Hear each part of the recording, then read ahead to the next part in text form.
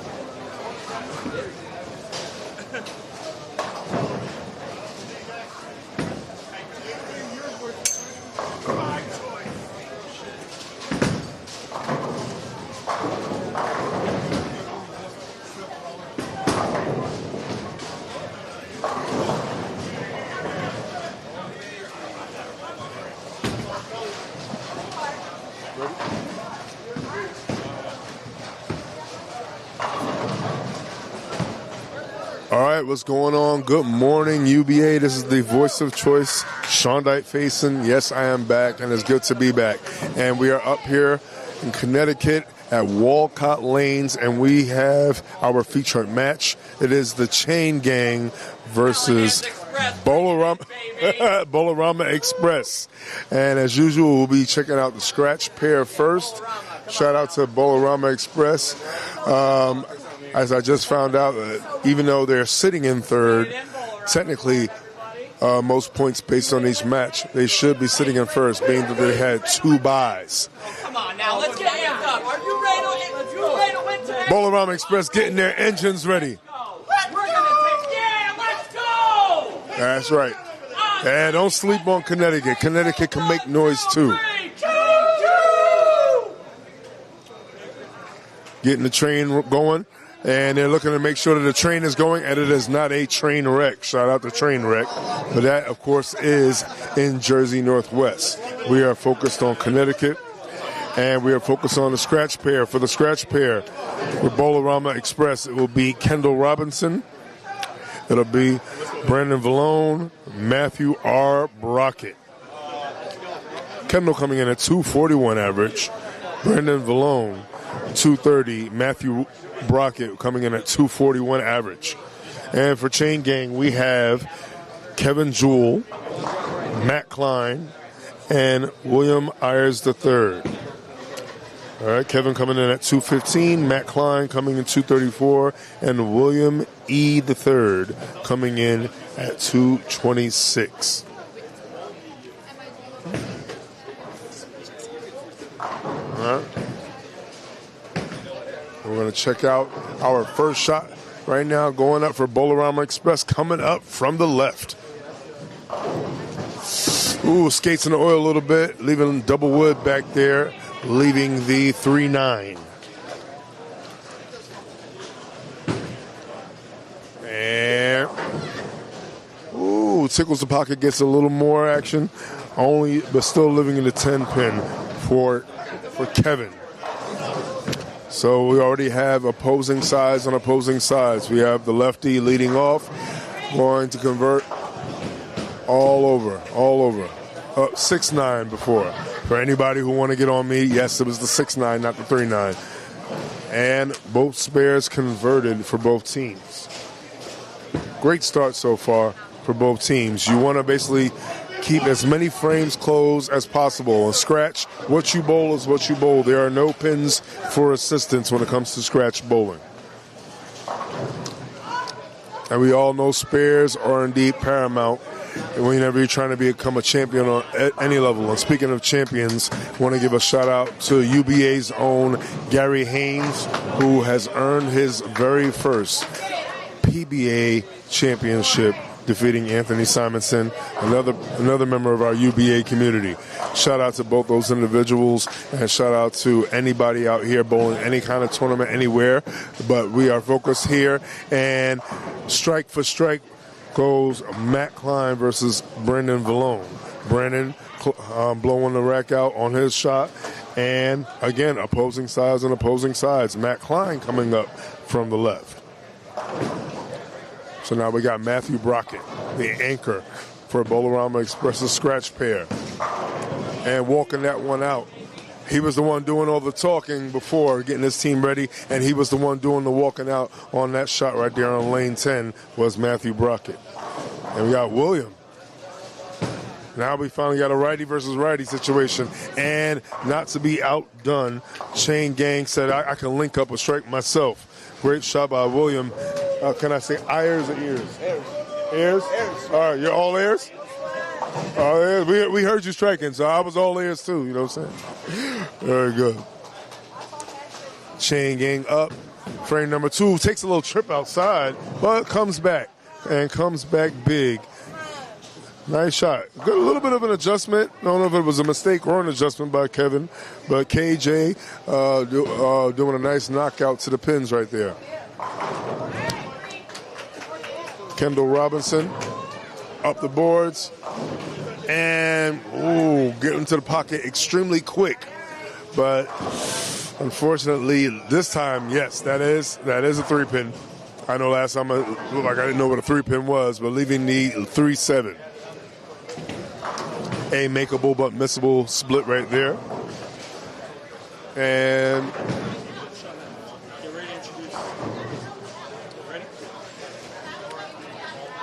while we see if we can make the conversion of it, that's our first split conversion of the take.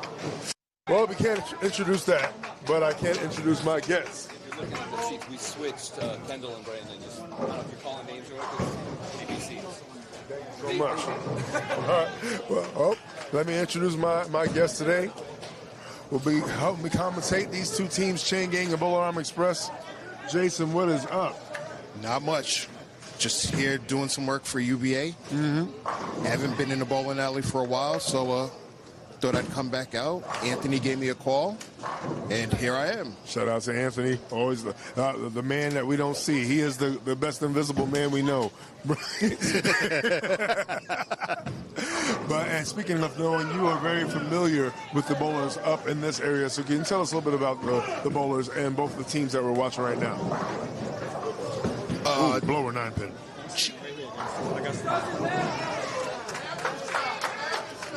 Chain Gang was one of the newer teams that were added. Silver was one of the older teams. Good competition.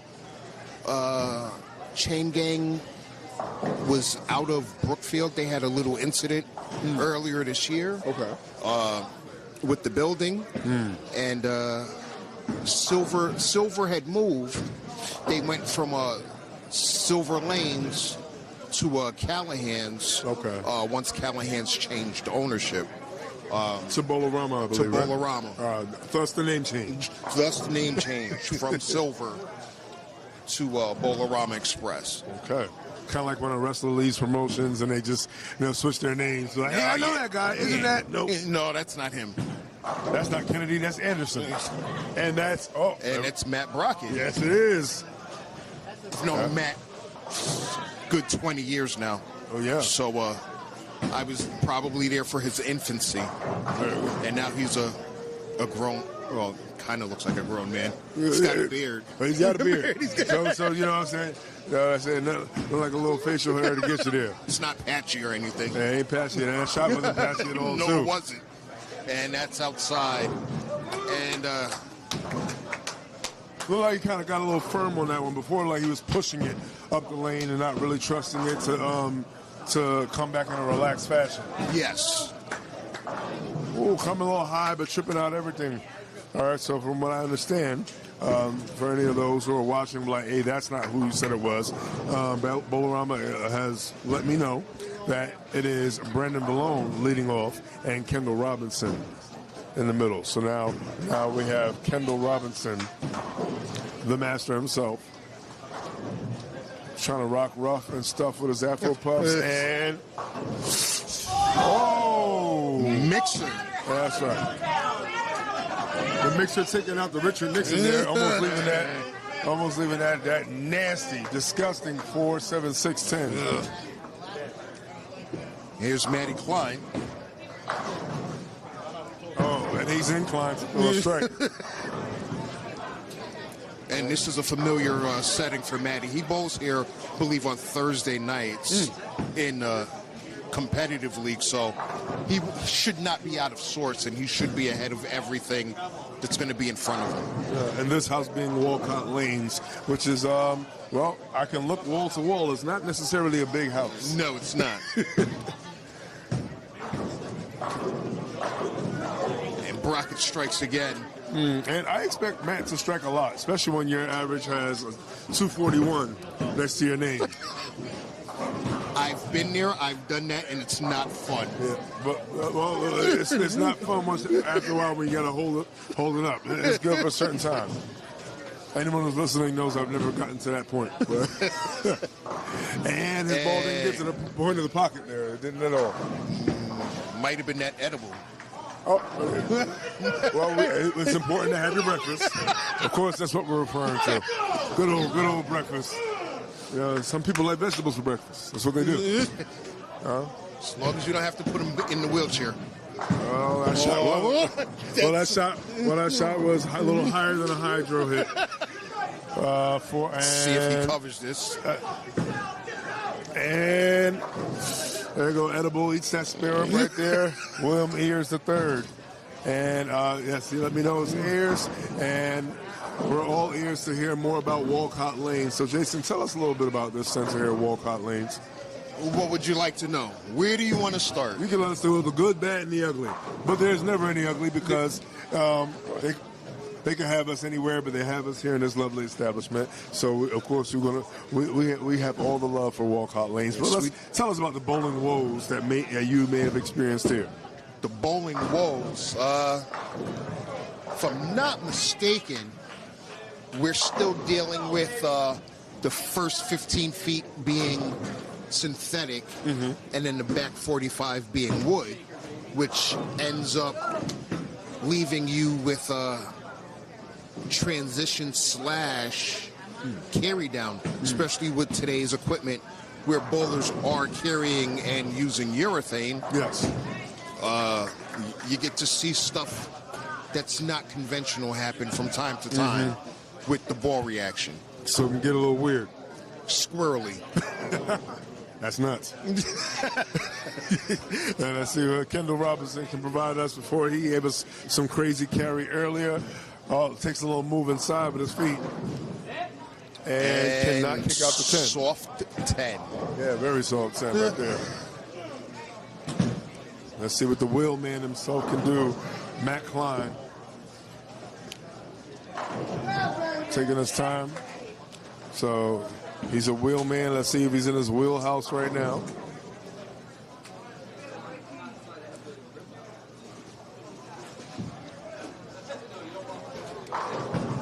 And Klein strikes again. It's typical of him. Oh, there you go. I believe you've seen this episode a couple times too. Yes, we have. You know? And they always say, oh, lefties and righties can adjust off each other.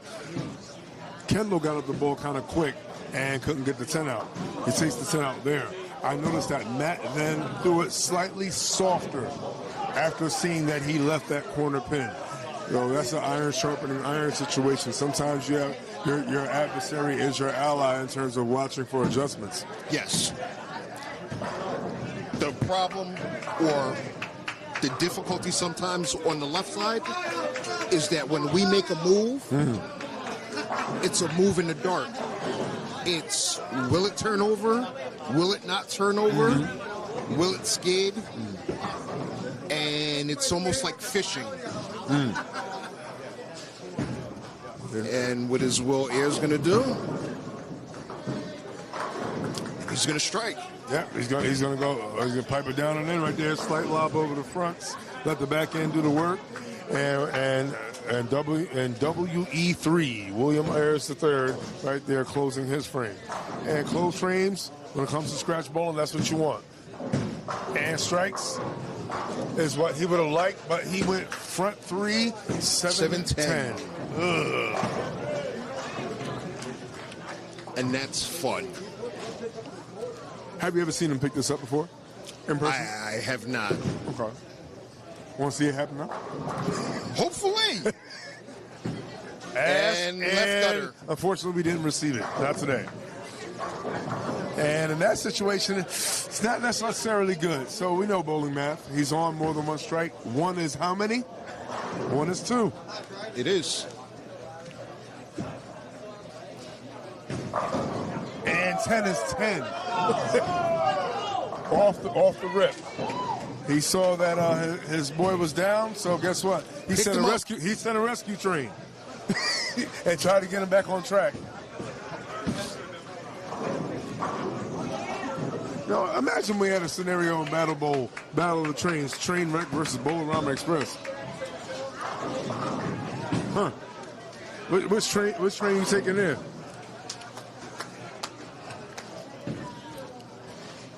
Yeah, I'm putting up 5. That's not good.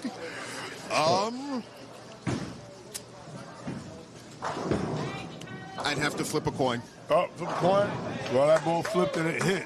Not only for Kendall Robinson, but for Mr. Jewell as well. So they're matching each other strike for strike. Now, the one blemish is, well, Matthew Brockett's 7-10 lead and going 8 out. Not even 8-1, he 8 out. But Matt Klein is definitely trying to jump all over that situation. And they're trying to wrap that chain around their fist, and they're trying to hit him over the head real fast. Now, even though this is the scratch pair, and the point system, for those who do not understand, it is 2 points per game, 4 points for overall wood on your pair, and as well as 10 points for overall wood across all 3 pairs. And great right there comeback by Matthew Brockett. So not only do you want to focus on winning your pair, but you also want to make sure you have enough in the bank to cover any kind of major stomp out that any one of your other pairs or handicap 1 or handicap 2 may have just experienced. That's absolutely correct. There's been situations where the handicap pairs have made up the differential for the loss on the scratch pair.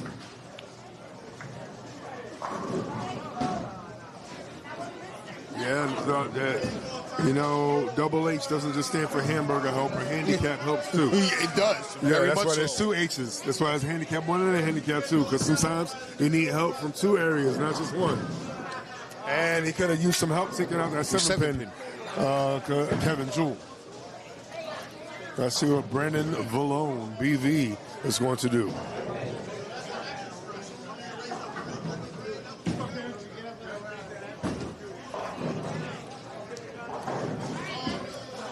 Vallone going up. And Vallone clears that 7-pin out. And it seems that he's going to, looks like he's getting a little bit more comfortable here. And, wow. Swing and a miss for chain game. And believe it or not, that kind of makes up that 7-10 leave that Brockett had. Yeah. You know, philanthropic is the word I like to use. Sometimes you have to be patient because what goes around eventually will come around. And when it comes around closer to the 10th as opposed to further from the 10th, right, things look a little more squirrely, as you said before. Great shot. And I kind of heard Matthew Brockett say ball it up or everything like that. So may have given a little insight on what kind of surface to use to transition to or if to switch to a ball. It seems that the transition is an issue in this house, like you said before. It will change. The first game, you'll have a look and you'll have a shot. Second game, it might disappear or change. And in the third game, it's back to where it was the first game. Or you've just become a little bit more comfortable. But, yeah. I think I've seen certain situations like that happen with a couple of the houses in the boroughs in New York. You know, transition is crazy. And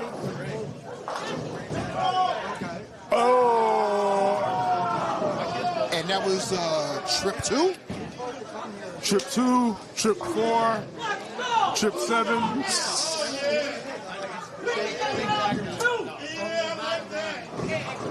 And Matt Klein right there, that 7-pin was shaky right there. Matthew letting them know that Bowl-O-Rama Express is out here. They said they know that they should have that #1 spot based on win percentages and points won per match.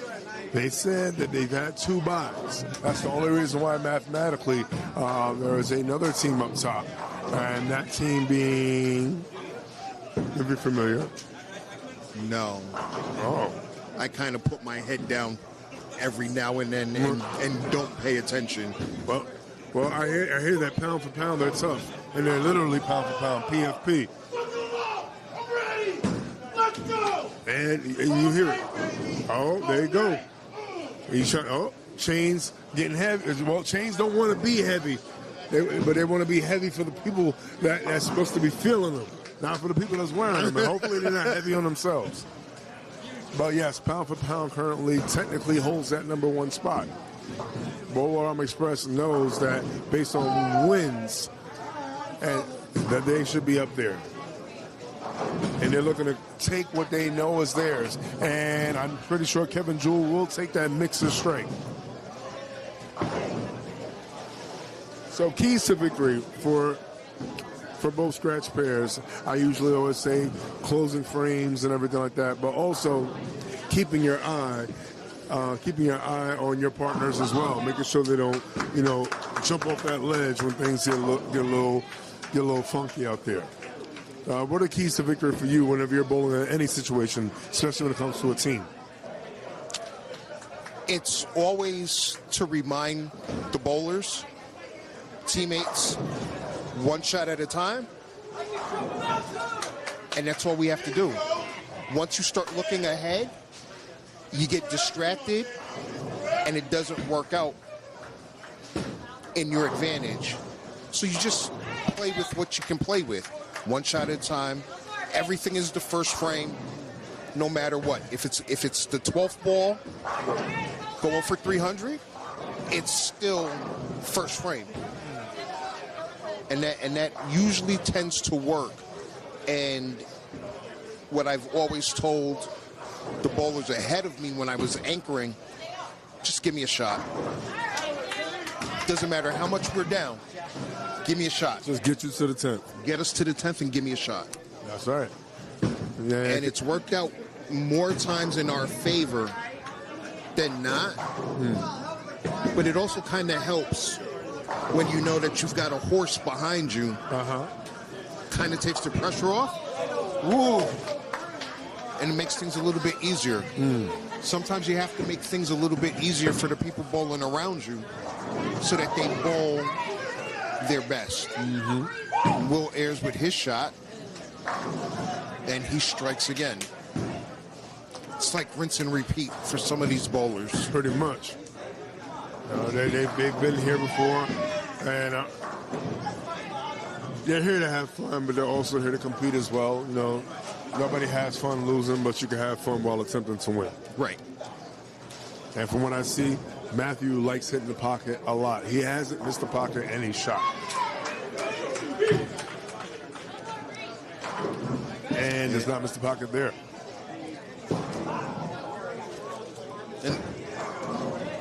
And sometimes this gets a little bit tough because how many times can we call strikes when there's a bunch of them? Well, that's why we go to the handicap pairs 1 and handicap 2. So for those who get bored with all that strike and stuff, blah, blah, blah, strike, strike, strike, we got some spares for you too. The true foundation of the game. And hopefully we got a spare right here. Right. No, was that 8? That's an 8-pin. And he shows him how to take out the 8. Yes, he does. That's right, Kevin Jewell right there. And don't sleep on the 215 average bowlers. There's a thin line between 215 and 235. Only 2 marks. It is. It's actually a mark, depending on when you get your mark. There you go. Hey, well, good cover right there by Mr. Brendan Malone. Nate Robinson seems to be a young bowler. Seems to be in his 20s. Does Kendall Robinson. And one thing you see with a lot of the younger bowlers, you know, they got the youth, they got the power, they got the revs, you know, and company with a lot of the new equipment creates a lot of powerhouses, you know, in this thing that we do called bowling. You know, the bowlers are different now. You know, they're powerful, the equipment complements it. Shots are heavier in the middle, so it's geared for power and revs like that. But also, you got to be a little accurate with it. Yes. That part of the game hasn't changed. Yes. They will give you all of the tools. It's up to the operator to build a solid foundation and house. And there's always this misconception. These balls do X, Y, and Z, and it's so much easier. Yeah. All of the good bowlers have always been accurate within a 2 to 3 board mark. And that's a pickup. And very good. Great pickup there by Kendall Robinson. You know, and that's one thing, like you said, it never changed. You have to know what you're hitting, and you have to be able to hit it often. And execution. Yeah, all about execution. You know. Yeah, so the X isn't just for express, you know, it's for execution as well. And we can see that everyone is placed in a good spot.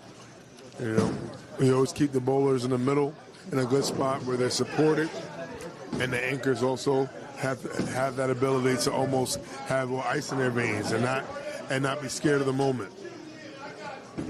They have to recognize and ignore at the same time. And he's got blinders on, does Matthew Brockett. Yes, he does. Everything's been in his favor, other than that 7-10. Yeah. You know, he takes his position seriously, you know what I'm saying? He does. You want to be the anchor that holds up, not the anchor that holds down. Oh, and holding it down in the foundation frame, in the 9th frame, does Brandon Malone with that strike. Little high five there by Dirty Uncle Mark right there. Oh, God. Is that Mr. Paradise? He'll bowl you for action anytime, anywhere. I've seen it. Even if it's 2 wooden pennies. I've seen it. I'm sorry. Over at the other house where Mr. Pettis throws his tournaments. Which house is that? Amity. Hey, over there at Amity, yep. Shout out to Amity Bowl. Look forward to going back there soon again. Actually cashed in that tournament. First time in Connecticut. But not the first time throwing a strike right there for Kendall Robinson. Have we thanked our sponsors yet? Are you talking about Storm? I am. No, this is Storm, Roto Grip, Global 900. Shout out to all the companies that sponsor UBA, and shout out to the fans right there. And yes, and I'm thanking them for every single thing, and I'm thankful for every single viewer, and I'm even thankful for the golf watchers that may watch bowling also. And that right there was Studi Face. That was the iPhone FaceTime right there. And ooh, did not get the majority, which would have been 4 pin. All right, Matt Klein did not like that. And for those who watched a little bit of that PBA match, may have had a little Simo flashback to that 4 count right there.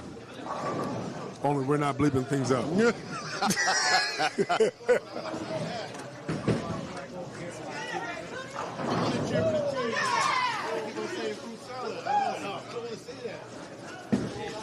So like I said, what goes around comes around. So we had a split left by Matt. Then we had a blow by, a skate by a 7-pin on the chain gang side, 4 count, and Matt right there just got rejuvenated right there, put a little more coal in the engine. He stuffed it. Oh yeah, right there, he definitely did. His eyes got a little wide when he saw that 4 count. Oh. And Matty B over here getting a little giddy with each split leave that he sees. See, you know, when you're a bowler and you see your opponent start leading back-to-back splits, it's kind of like a ration pack. You know, kind of gets the blood pumping again. You know, it takes a little bit of the pressure off, but you still want to put your foot firmer on your throat. I think they're trying to put the foot somewhere else, and that should have been a wonderful conversion by Matty. I'm sorry, not by Matty, by William. Unfortunately, that 7-pin right there, not being a follower there, it wants to be a leader, it wants to stand on its own. And again, another 7-pin. These 7-pins have minds of their own for real. Like they are headstrong. They're independent. They are. They said they stand for something. They're not going to fall with everything. Let's see right now what BV himself can do. Brandon Malone.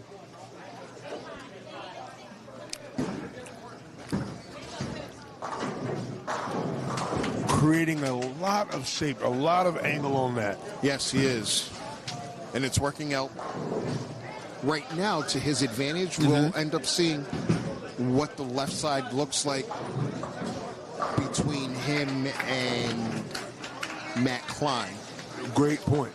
You know, and for those who say lefties have it easy, they say that because often, and more often than not, it's usually them with the whole lane to themselves. Yes. And they don't have to share.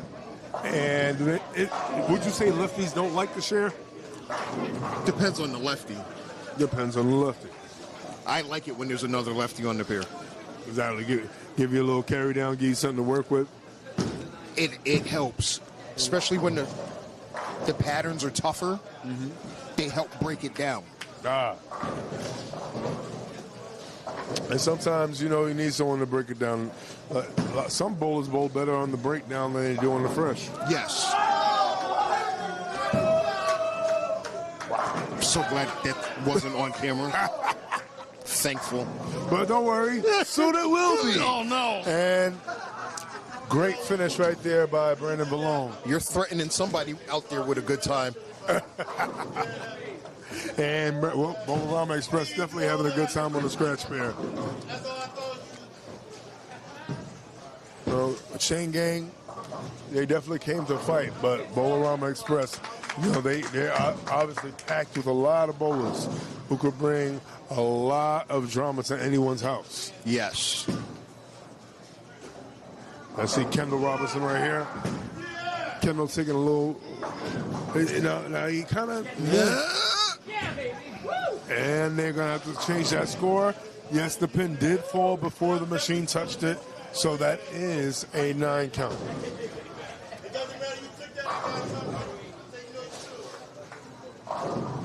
And I know Matty Klein, I'm sorry, Matt Klein has to be really, really frustrated with that last frame, that 4 count. Yes. And he's got to try to push that aside and forget that happened. So that he can now execute on this shot. And even though Kendall hasn't thrown his next shot yet, usually when the game is in hand and you finish, you usually look inside the bag to see what else you can throw down the line, having a little surface foresight. Yes. Sometimes people try something a little smoother, depending on how they handle the breakdown and the transition. They go to something stronger to get through the back end that they create. I would assume that he would go with something smoother that gets down lane a little more. Yes. He might be able to control that with firmness off of his hand so that the ball goes a little bit longer. But that depends on his plan of attack. And that ball did just that. It went a little bit longer, and it was firmer. And that might be his piece going forward for the second game. Yeah, I predict his next 2 games to be 240 or better.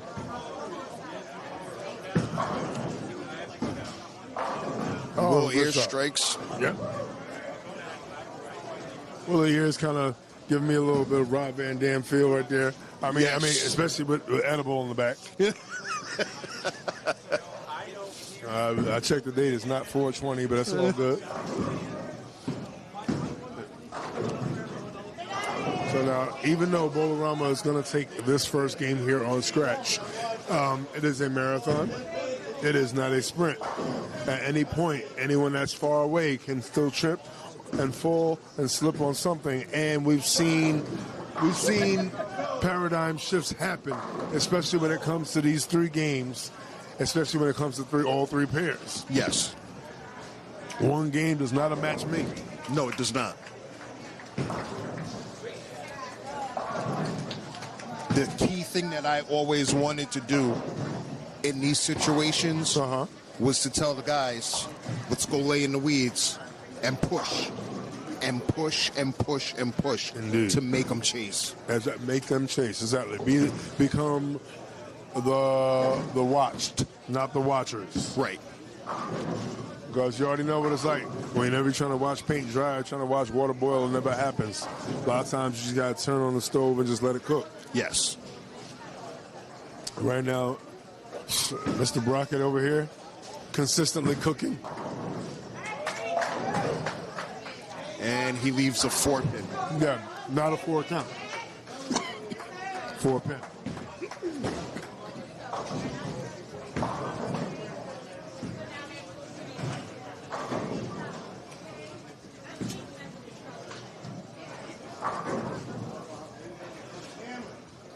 Willie Ears. Oh, going up and in. And I kind of like his game. Lobs it right there over the break point. Gives him room to miss inside if he needs to. Very keep it simple style. Yes. A nice game by Chris Copensaco with a 300. Oh. All right. Shout out to Chris Copensaco with 300. Very good. And we're going to take a little trip over to handicap pair number 1.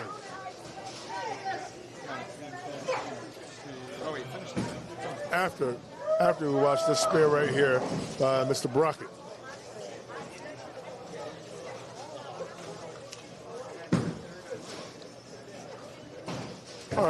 A little bit of an area check. Yes. That was more than likely what that was, and not a And not a whiff. not a whiff. Yep. We're going to continue to put him over. Handicap 2. Yeah. And right now, Bowl-O-Rama Express up right now. And we're going to take a little trip over to handicap pair number 2. And for Chain Gang, can you tell us who we have for Chain Gang? For Chain handicap pair Gang. number 2. Gregory Sturgis, Brett Garnier. and Quincy Powell, Yep. Chris Bull, Jack Scanlon, and Mike Burns. Very good. So, and those 3 bowlers you just said were for Bowl-O-Rama Express. Yes. So we got Chris Bull, Jack Scanlon, and Mikey Burns. They just completed their first game. I'm gonna take a little trip over here. Hey, what's going on? Hey, what's going on, man? How'd you guys do game 1? Well, we lost by 8. The Oh. other team threw a lot of good shots. Oh, wow. But hey, a couple good games from us, and we're rolling to the next one. How are you guys looking on handicap pair number 1? It's for the ass whipping. Oh, my goodness. Well, I mean, you got... Work to do for game 2 and game 3. Hopefully we'll be back and have a promising finish. All right, come on. You got to link it up, man. Come on. Chain Gang, man. Got it. Come on, man. Chain gang, baby. That's right. Do it for the gang. All right, so first game is a sweep for Bowl-O-Rama Express. So if you're keeping score, let's say 2, 4, 6 points already in hand Yes. for Bowl-O-Rama Express. And I don't think they want to become Nuggets. I don't think they want to become part of a 40 piece. So what can you tell us a little bit about Chain Gang's handicap pair, being Gregory Sturgis, Brett Garnier, and Quincy Powell? Are you familiar with them, or? Never seen them. Well, you know what, and that goes to show. Just because you're in the area doesn't mean you've seen every single bowler. Right. And for those who haven't seen them, guess what? They get their opportunity right now to show you their talents, be it striking or sparing. They're going to show you what they got here today. And Chris Bull, for Bowl-O-Rama Express, that is, Chris Bull, Jack Scanlon, and Mike Behrens. So let's look at the averages here. So like I said, Bowl-O-Rama Express, they pack a heavy punch in terms of bowlers and averages. Well, a lot of the bowlers here, up here in the Connecticut area, in the New England area, definitely, they bowl. You know, for some of you guys, I want to say that 210 is low for you guys. Yes. You know? So Chris Bull, 222. Jack Scallon is right here is 221, and Mike Behrens is 225. A lot of interchangeable pieces. It seems that even their handicap pairs can be on some of their scratch pairs. Yes. So a lot of Allen keys, if you will. Yes. The jump actually ends up happening from us from 2-0 to 220. That's normally our jump in the state. Added with the equipment, the equipment is getting better and better and better, and you know that's now making a spare or getting a double. Whereas before it would be strike, 9 spare, 9 spare. Now it's double 9 spare, and it makes a difference. Because now Every frame counts. Yes, every frame counts, but then now you go from, as I said, strike, 9 spare, 9 spare. Now you're going double 9 spare, and then all of a sudden it's 3-bagger, and that's how you see the jump from the 2-0 to 220 so rapidly in the state. And I also see that 2-pin left right there for ball 1 for Gregory Sturgis. So Gregory Sturgis coming in with 221, so he's getting third. So now you're going to hear me mention handicaps here. So now 221, receiving 13 pins handicap is Gregory Sturgis. Brett Garnier, 240. So I'm going to assume, and yes, I'm right, that's 0. It is 0. And Quincy Powell, QP, getting 21 pins with a 210 average. Now, the only question with that 240 is if it's a legit 240. Oh, not a house 240. Not even so much so of a house 240, but remember with the UBA rules, where you don't have an average or there is no average, you get slotted at the 240 if there's Great no average on the book. So we've seen that happen to some bowlers from time to time where they're either coming back to bowling and they haven't had the allotted games in to have a book average. Yes. And they get slotted at the 40.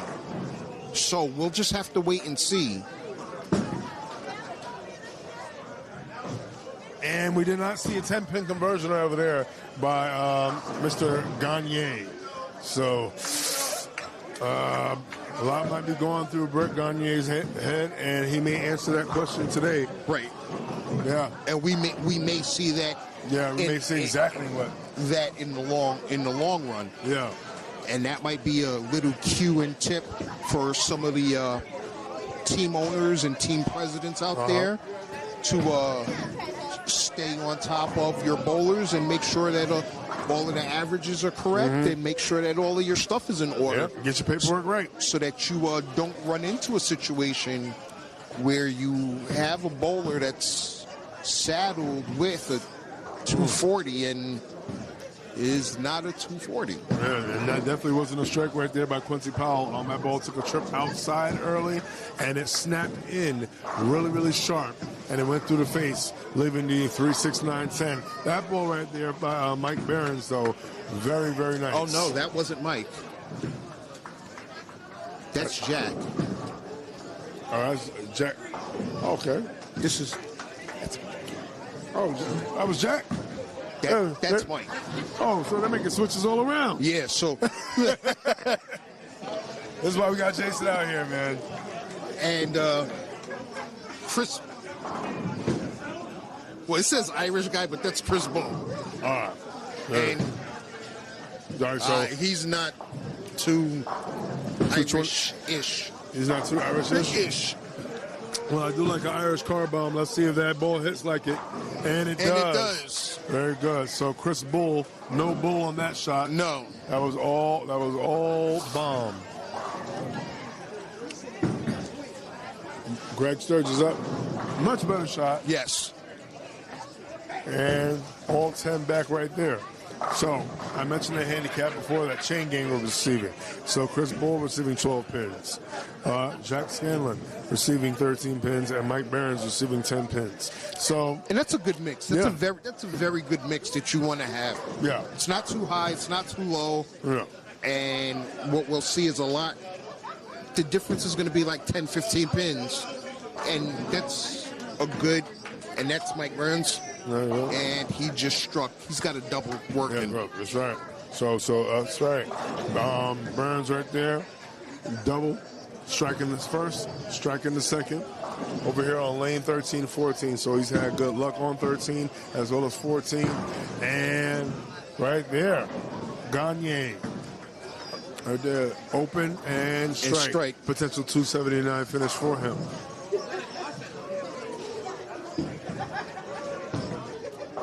So I'm talking a Chan gang. They lost the first game by 8, and he trips out the 9. And Jack strikes and might be living up to his nickname as your mom's favorite. Well, we're gonna see. we finna see. Some of these names still amaze me after 10 years in. Oh yeah. I'm telling you, you're gonna see a lot of them, especially if you're going up to the Delaware area, and hopefully you guys will be going up to the Delaware area for Battle Bowl, because everyone is now racing to get there. They're trying to hold their spots in the top 4. They're trying to wiggle into a wild card spot, because playoff season is upon us in all areas, not just in your favorite sport, but in our favorite sport. And yeah, I said sport of bowling. Yes. If anyone says otherwise, get a pair. Against Jason. I don't feel like bowling.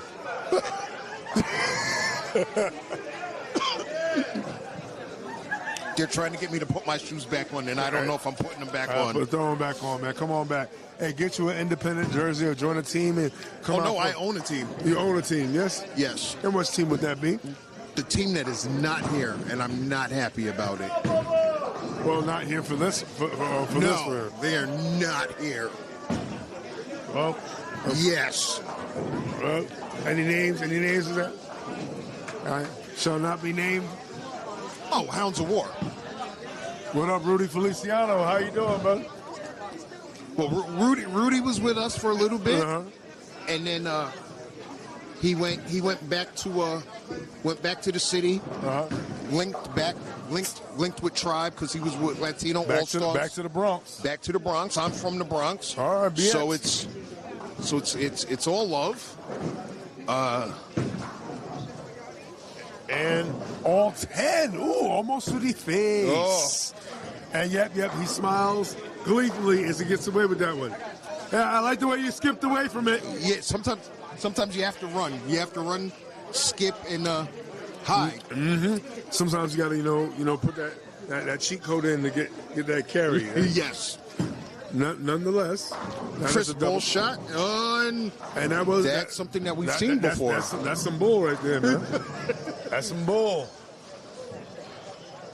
And like I said, all things have a way of coming back around.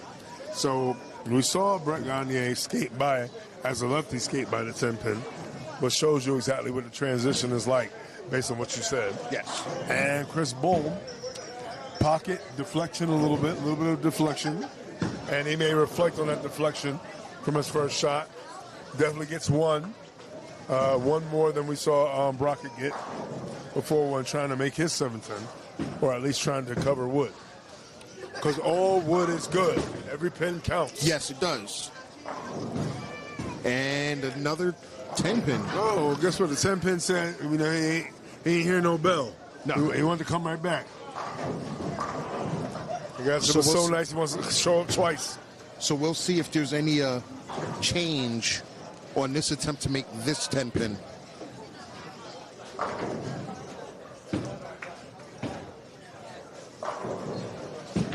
Oh, great And Mike shot. Burns with another strike. That's right. So now he's working on a 3-bagger when he gets up in the 4th. Yeah, a lot more direct at it this time. Yes. I think he may have overestimated the amount of snapback he would have had on the first 10-pin attempt.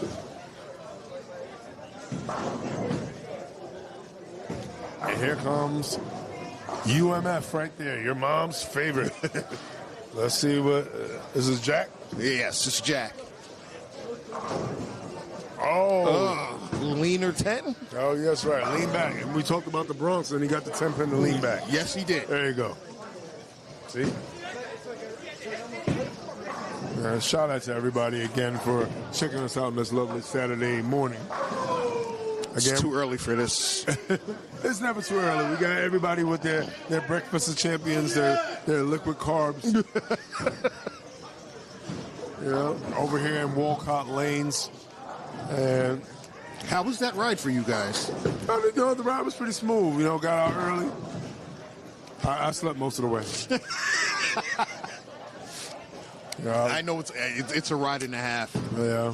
Anytime that you guys have to come up here, it's a ride and a half. Oh, but a lot of times it's worth it. Get a chance to check out all these bowlers do what they do. Was that Quincy Powell? That's right. That's right. Quincy Powell right there showing us that he can strike. And one mistake does not a game make, but in some cases it can make a game as well. It can. And they can always come back and haunt you. So he's trying to make sure that there are no haunting factors here. Quincy Powell definitely getting that ball down lane. And oh my God.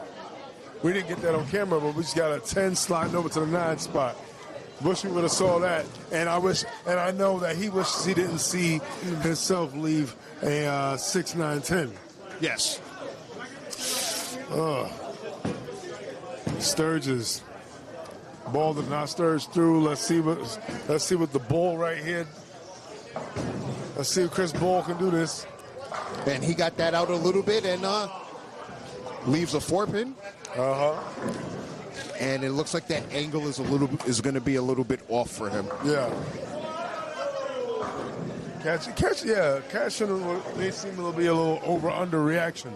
I know before the ball came back a little weak, he tried to create a little more angle, have it come in sharp. So now, I feel that's the right move. But now this is a situation, in my opinion, of not left or right, but either moving slightly up on the approach to cut down the timing of the ball. So not a lot of bowlers can do that. Not a lot of bowlers can get closer on the approach, right, and manipulate their steps as much.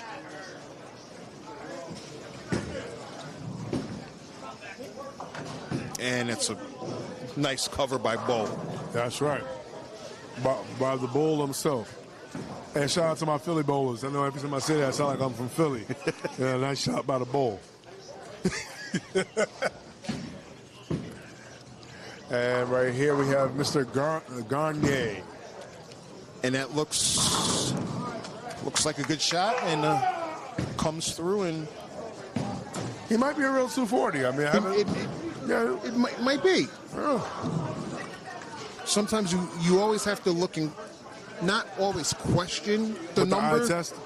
But yes, you see a number on a piece of paper. Yeah. And you have to question it. Oh, but no question right there. I'm telling you. Mike Barron's right there with a 4-bagger. Yeah. And Mike Burns holding it down. And this is Quincy Powell's shot on 13. Ooh, and it's a opener. mixer. Oh, yeah. All fall down. Yep.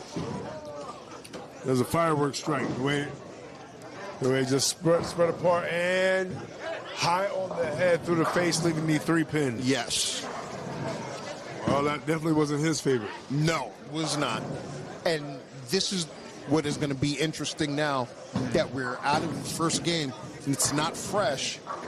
And that 15 feet of synthetic, now with that wood back end, you're going to start seeing the squirrel.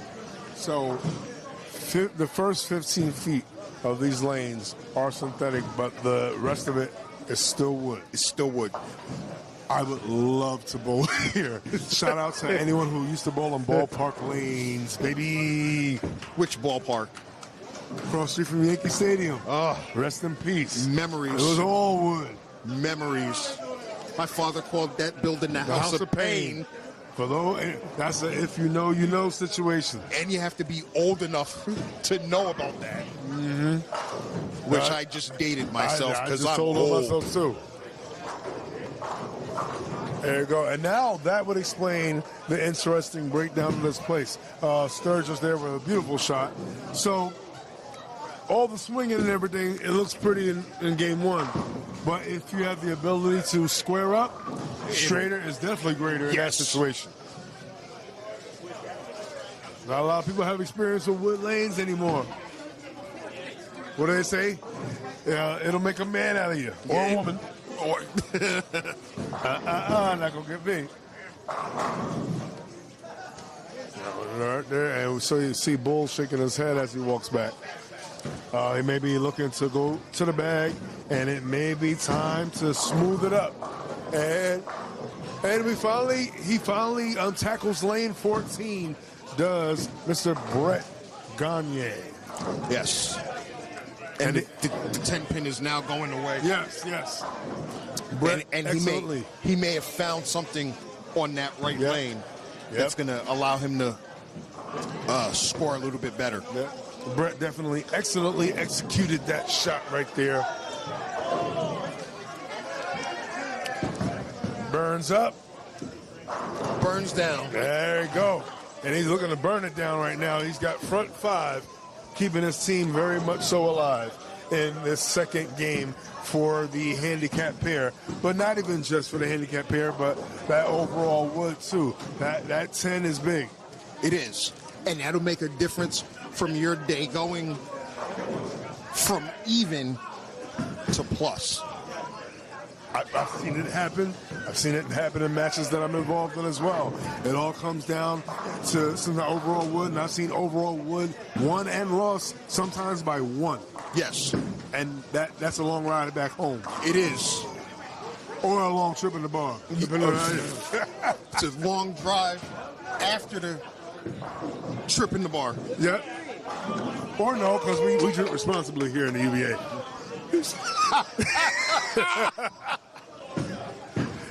And and it's, what is that, the 4-7? Yeah. He definitely, we saw Bull go to the bag because he was tired of the ball he was leaving up there.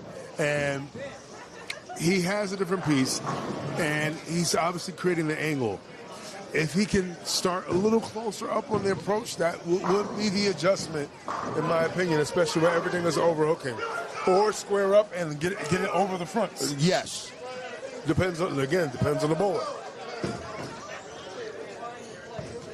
You might want to square it. Actually, you might want to take some of his hand out of the ball. Well, that could create more pocket control. Yes. But also potential 7-10, maybe with a little company in the middle. Maybe. But screw it. You gotta try it. Gotta try it. Because you're running out of frames. Yes. Once you get past halftime, it's crunch time. Yeah, after the 6th frame, it's... After the 6 frames, right? Yeah. Yeah. It's all guns blazing from here now, Haas. Like Danny DeVito, I started blasting. Shout out to anyone with the movie references. If you know that movie reference, put that in the chat. And let's see if we got something to chat about here. And we're chatting about 6 in a row. Late 7. Better late than never, though. And that may be the shot that gets him to the spot. And you know what? And it's true, because it's always that one shot. And they always say, once you carry certain hits, after a while, each frame becomes easier. Yes. Because now you feel like you can do anything. You can just spread your wings and just fly at that point. Like, you can just go. Now, if you're the opponent watching this happen, little by little, it starts giving you a little bit of I like to call pirate syndrome. It starts sinking your chest a little bit. Yes. Spare conversion right there by Mr. Brett Gagne. And that might be the issue now for him, where he was able to get the 10 out on 14, but it didn't translate over. It's not going to translate over to 13. Yeah. And a lot of people who've never seen bowling before, never show it to them, they always ask, why do you guys use both lanes? I said, well, imagine if you play basketball and you only have to score on one basket. And on your side, while the other team scores on the other side, and opposing sides, and you don't get a chance to see anything when it comes to halftime. Right. Our halftime is all the time. Right. For the whole game, we get a chance to see both sides. Both sides. Yeah. And basketball, you get 2 whole quarters. Yes. Imagine getting 2 whole games or 1.5 whole games, so just one lane. We'd all be averaging 230 or better. Yes. And mixes it up right there. Does Greg Sturgis. Yes. And this match looks a little bit more competitive. But again, we still have 3.5 frames left. Yep. And we have potentially 6 more strikes left before we see one of those things. Yes. Let's see what Chris has in store.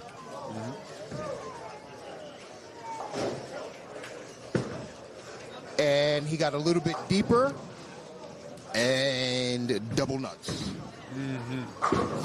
Yeah, that was nuts right there. So, a little bit of positive side of things, at least your middle bowl's in the front six. Yes. But at this point, all you got to do is just close frames. Oh, And that's a carry of a 5-10. yeah.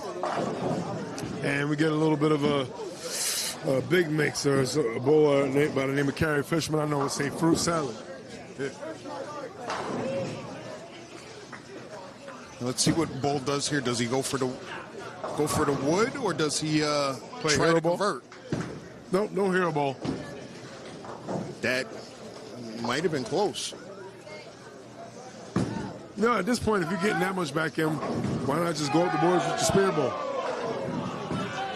But you know, this game is also a prideful one, and a lot of bowlers don't even like that option. No. But it's in your bag for a reason. Yeah, it is. Look at it this way. You don't always like using a fire extinguisher, but if you have it, use it. Exactly.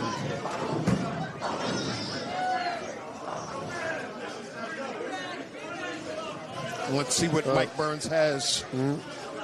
Mike Burns going up. And the ball's a little inside, but great run. Ring 10. Burns. Ring 10.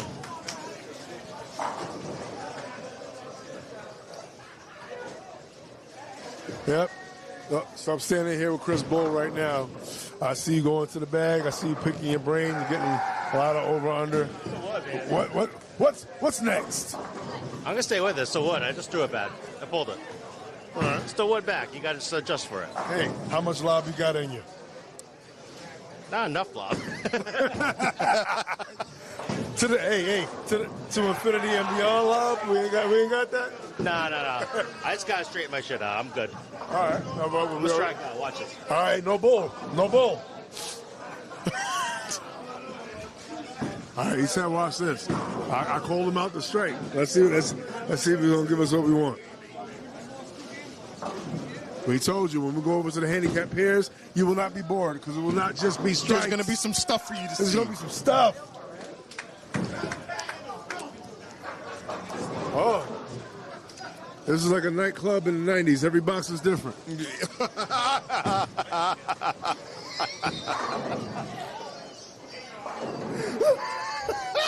You spend too much time in Sue's Rendezvous. I can tell.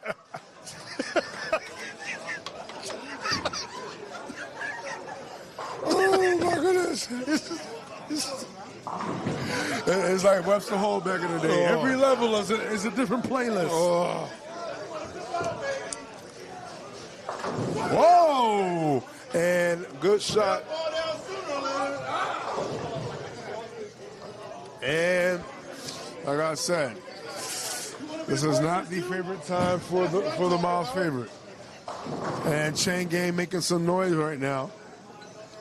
And the good thing about seeing your opponent go ringing 10 after throwing a whole bunch of shots is now the math changes. You go from 300 to 279. You take some pins off of that.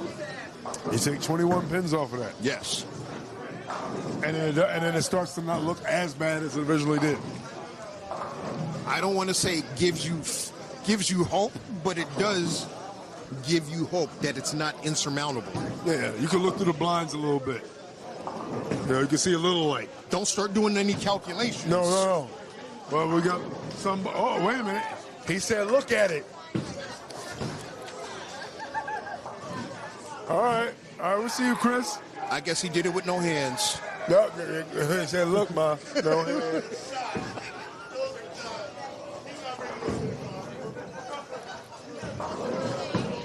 And all over that 10 pin right there, Yes. Sturgis. Oh, wait, what's the microphone? Say to the people. Oh, there you go. I could have said it better myself. Oh my goodness. So I see. So we have Chain Gang up here. We got Crime Dog himself, Brett Gagne.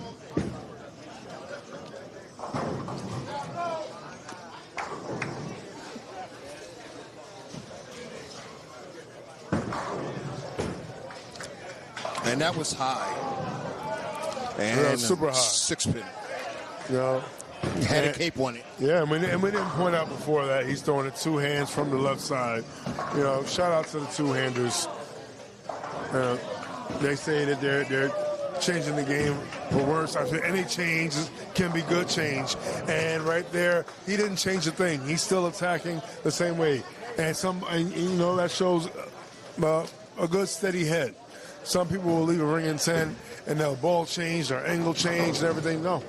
He knows that my shot is getting me to the pocket. He made the spare and just... Whoa. Speaking of spare, he skinned that one a little bit. Just a little bit. And that goes back to that first... Every frame is the first frame. So... Reset. For... You kind of want to forget what you did the shot before. Ooh, a little teamwork by the pins, helping the 10-pin live just Stand another up. day. Yeah.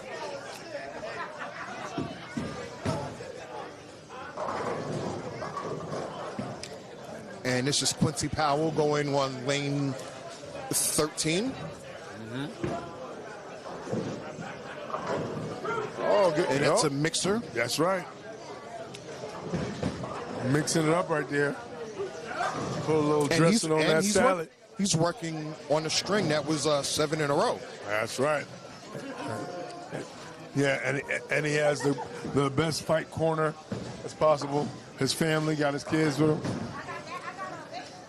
His kids and his lady cheering him on. They got the Chain Gang shirts. So I guess we'll call him Quincy Cena. But he's not the heel version. Oh, and Bull with a double. And as he said, he just got to throw it better. And it looks like that's going to be in his favor at this current moment. That's right. Hey, Bull, let's go on top. Sturgis mixing it up.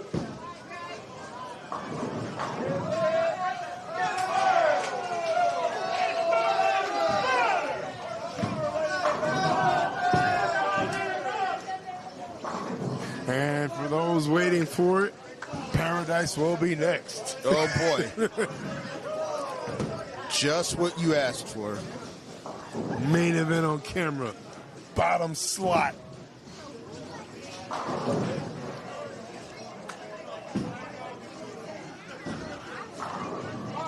And Mike Burns is getting ready to go on 13. Yep. Potential 279 finish. Let's see what happens here. Throwing the ball very, very good. Keeping it nice and smooth and simple. That's right. He gives that one a little more fingers, though, a little more gusto. Yes. And the reason why he felt comfortable to try that there is because, well, his team has a little bit of room, but, all it takes is 1 or 2 frames. But at the same time, he feels good about it. Comes out the ball a little stronger right there. Stronger finish. Brett Gagne right there. Put a little more torque on. And a mixer. That's right. And Chain Gang, Handicap 2 seems a little healthy. They call him, I hear a lot of salad references, right there. They got their diets right. I'm starving. You and me both. And Jack was starving for the 10-pin to fall and finally fell.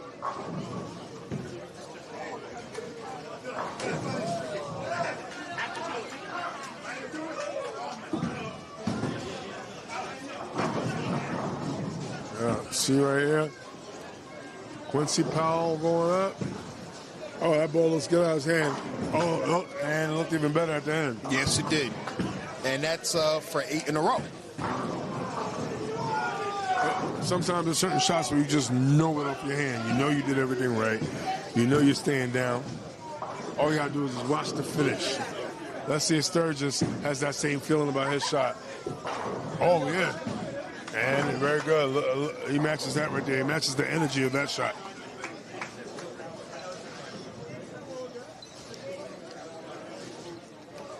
See if I can get a little closer look.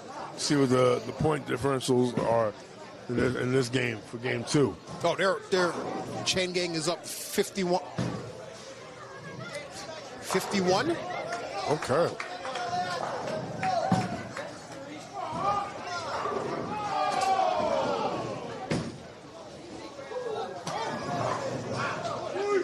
Oh, and Bull gets away with not leading a split. Yes.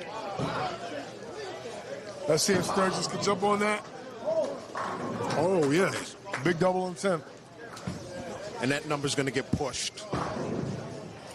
And they may be making up for what was lost by the scratch pair the first game, or try to make some inroads in that going down and getting swept. Take a little chop to it. Yes. And you know what? And they did say that they lost the first game by 8. By 8. So I feel like they're definitely making up for that here. They're going to make up for that here, and then they may be making up for it in the wood total for overall, which would be a plus. Yep. Because as we said earlier, that 10 is major.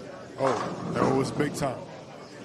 You know, but they're staying the course, they're staying focused. They realize they got their own problems over here. Yes. And they trying to handle business here. It's almost like, you know, you're getting backed into a corner. Y'all fight back to back, brothers, and I got the ones on this side, you got the ones on that side. Yes. You know, and Sturgis definitely with a good finish in the 10th. And probably squaring away certain issues right now up on the scoreboard. They're fighting with it. Okay, let's see who wins. And speaking of seeing who wins, let's see who's going to win the unholy style brawl taking place in Garden City Lanes in AMF Garden City in Long Island. That is going to be the 12th of this month, that being March 12th. I'm sorry, April 12th. Sorry, I got my months mixed up. I must have had one of those edibles that William Ayers, provided for back of his jersey. April 12th. 2025 AMF Garden City Lanes. Get your partners in. It is the same as all brawls that have been taking place, but with a little bit of unholy alliance rules, and the teams do not have to be mixed. Yeah, but you know what? You said you was going to throw it better. You didn't lie about that. You're a man of your word. We appreciate you, Bull.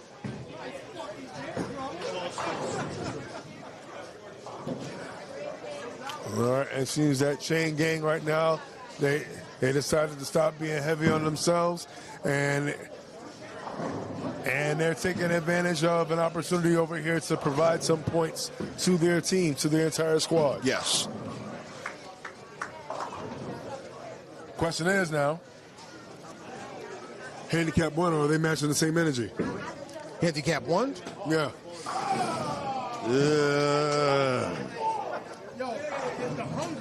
You know what I'm saying? It just builds up. I'm the same way right now. You kidding me? Where? Good luck, man. I gotta go to the start tomorrow. And what's Mike Burns going to have in store for us on this shot, the first shot in the 10th? Been solid all game. Like, sometimes you just need that one guy, he just ain't going nowhere. It's like, you know what, all right, y'all do what y'all do. I'm gonna throw this rock real quick. Y'all just add to it. And that was a miss by Brett. Oh, was that a 10 pin again? 10 pin again. He missed it to the right. So he missed it. He missed it in the first frame on the right lane to the right. No, he flagged it. Yeah. And then in the 10th, he missed it to the right. Not necessarily happy with that. No. Well, that puts a lot of pressure on you if you're an anchor. And your job, a lot of times as an anchor, is not only to close the games out, but sometimes to clean up what may have happened at the top or in the middle. It's a big job. Some people say that true anchors can be also at the top. Oh, great job right there by Burns.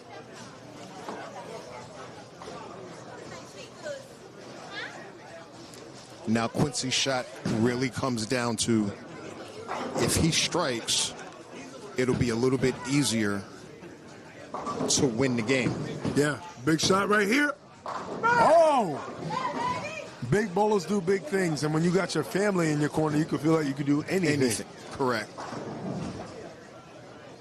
And Powell got that ball down lane, and he's attacking straighter is greater, in my opinion, in certain situations. But you know what? Burns right there showing that it's all fine because I'm still shooting 279. Good game. It should have been a trade, man. That 10. That's in. Hey, you never know. Hey, Powell up. Oh, he got down that lane very, very fast. Yes. But he was keeping it safe. He didn't want it to check up. He didn't want anything catastrophic to come up. And it's still a good strategy. But it's a combination of not only getting the ball down the lane, but still finishing your shot at the bottom. Making sure your fingers get through it, everything. Because he doesn't want to run into that issue. Right. That wood back end. Kind of makes me wish I would have bought my stuff. My stuff hasn't been out of the trunk of my car in 2 years. Maybe that's where my stuff needs to go to. Out of there. It's transition. Even though I may have sold my soul to the two-handers. Yeah. It's official. And even when I go back in WCS, they have to deal with a new two-handed bandit out here. But let's see if he can deal with this spare. And he does. He covers it. What issue do you foresee for him coming into Game 3? Who, Jack? Yes. Jack is probably going to have to move left. 2 boards and a bigger piece. Bigger solid, bigger pearl piece. So it clears the fronts. And he did switch pieces. Yeah. It looks like he went to the Road Warrior by Storm. Okay. Oh, Storm. I know those guys, man. Shout out to Storm. Shout out to our sponsors out here. Shout out to Roto Grip. Shout out to all of our sponsors here at the UBA. We've been pioneering this style of bowling since 2009. Yes.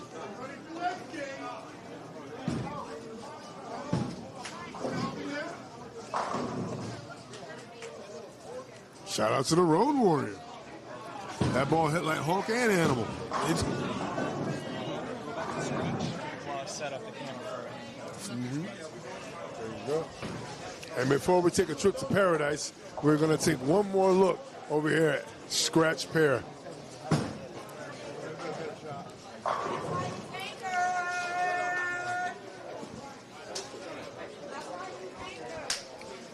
Go, guys. Go. Go. This old man still got game. Way to hold us up. So how'd y'all guys do Game 2?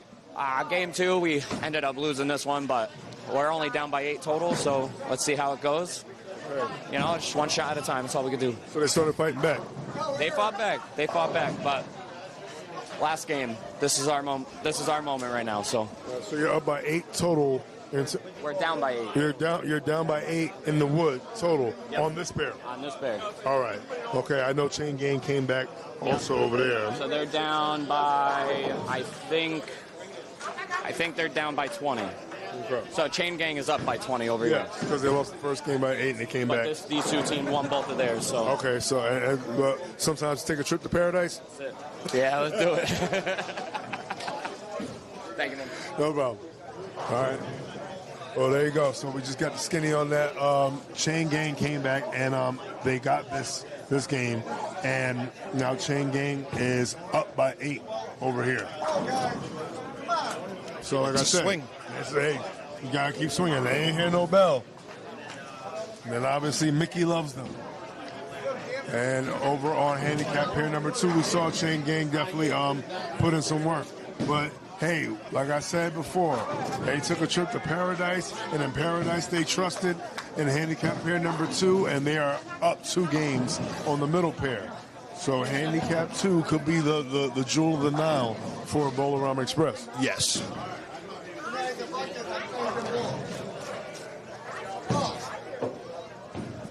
Jordan! Oh my goodness! Man, is it? I just went 8 pin, 9 9th and 10th, and then It's time for the show to start. Oh, man. Look. all I know is they're coming after you in the playoffs, kid. You don't want I'm that. coming after you. You don't I'm want coming that. after you. This ain't the Metro. This ain't the Metro. But you know what? Either way, zip them up. Always zip them up, We got guys. Jay Howie in the building from City Morgue. What's going on, baby? Chilling. I ain't gonna lie, this like family here. A whole bunch of friends, but let me tell you, yo, I'm with gang. You know that. Oh yeah. Team zip them up forever. All right. We coming back. We going deep this year. We got some new pieces. I heard you're doing decent. You know, we got like 284 through the 10. Got Class X again. They're going to have to see it again. Mr. V-Lone, though. Mr. V-Lone throwing good. Mr. Brockett really good, too. Bowl-O-Rama Express made some add-ons. Hey, so shout out to y'all. We're looking forward to seeing y'all. And speaking of action, we are going to take a trip over to Handicap pair number 1, where finally we get to have Jason introduce the bowlers of Handicap pair number 1. Please tell us who we got. So on Chain Gang, we have Rich Krychuk, Chaz Nolan, and Maurice Thomas. And for Bowl-O-Rama Express, Michelle McCullen. Yeah, McCullough right there. Mike Kelly and Mark Paradise. That's right, Paradise. The man with no fear, Zero Miedo. And he has led them to victory in the first and the second game. Ooh, almost runs by that spear right there. So, what can you tell us about some of the bowlers here in terms of Crab Chuck? Crab Chuck, 213, getting 18 pins handicap. Chaz Nolan receiving 19 pins of handicap. And Maurice, the anchor, receiving the most amount of handicap, 25. So, years ago, I knew Krychuk. I drilled a couple of balls for Nolan. And Maurice Thomas is new to me completely. Okay. On the Bowl-O-Rama side. On the Bowl-O-Rama side, Silver Lake. Silver Lanes. Michelle is new. Mike I know. And Paradise I know. That's right. And Nolan leaves a 10-pin. It is a 10-pin. Mr. Paradise, what's up, baby? So I heard you talking a lot. We heard you talking for 2 games, and now we get a chance to see you live. Oh boy, And here Mike we go. Kelly's What do you shot want is to going know? down the lane. Who's gonna have to get a pair? Who's gonna have to get a pair? Anybody in this place can get a pair, and I'm ready to bowl them. I'm 55 years old, and I can still hang with all these young guys, so let's do it. All right, young man, do your thing. And Nolan picked up his 10-pin. That's right. Spares. Like I said, handicap 1 and handicap 2, they have a little bit of assistance in terms of some pins. You know, the heavy lifting, as they say is on scratch. But all lifting is heavy lifting, depending on who you got to lift up. And he's going to have to lift his head up and look and see that it's not a split. But it could have got really, really bad right there for Maurice Thomas. Yes. That's chain link on the back of his jersey. You got to link together closed frames to get a game.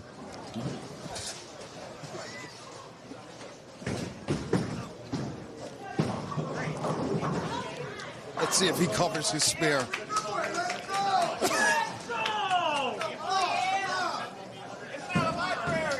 There we go. And yes, do not adjust your television set. You are in paradise right now.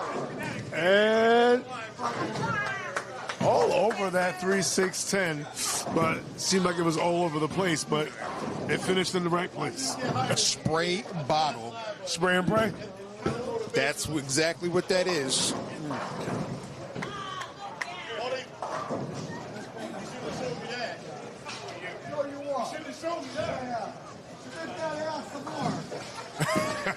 Shout out to Paradise there. Shout out to Crab Chuck right there. Yes. All 10 back? Yeah. 10 back. And Crab Chuck is not just a chuck. He knows what he's doing. Yes. He knows how to get the ball up the lane. A good old steady down and in lefty. More of a stroker. Yes. And I don't think his style has changed over the last 25 years. Oh, and Michelle going a little high. That's all right. Michelle McCullough, 188 average, receiving 36 pins. So definitely a reliable spare shooter, especially at 188. A consistent 180 bowler is a very good tool to have if you are putting together a good handicap pair. Yes. No hero ball. Nope. Gets the wood. Very, very good bowling. That's right. You got to work smarter, not harder. And keeps it moving. That's right. And the one thing that's really good about having like those solid 180, 190 bowlers, those low deuces, there's always potential for them to, hit high on the microwave, so to speak, and get a little hot real quick, real fast. Yes, Chaz Nolan with a strike. If you're shooting if you're a 180 average and you shoot 230, that's far easier than the 230 guy going 280. Exactly. Or in some cases, that 230 guy shooting 180. Those days are not the good days. That's like someone missing open layups, missing foul shots. It gets real quiet in the locker room. Those are the days where you're driving over the GW, you stop in the middle, and you just throw your stuff. You just clear over. Monday's a new day with new equipment. Well, that wasn't a new shot. Only difference is that he didn't leave the 10 with that. On that one. But he shows that he can consistently throw it. Yes. Let's see if he can adjust to that consistency. Mike Kelly makes his spare. That's right. Yeah. MK seemed to be doing Mortal Kombat with this transition in Game 3. And, whoa. Oh. Well, can I say he luckily got one?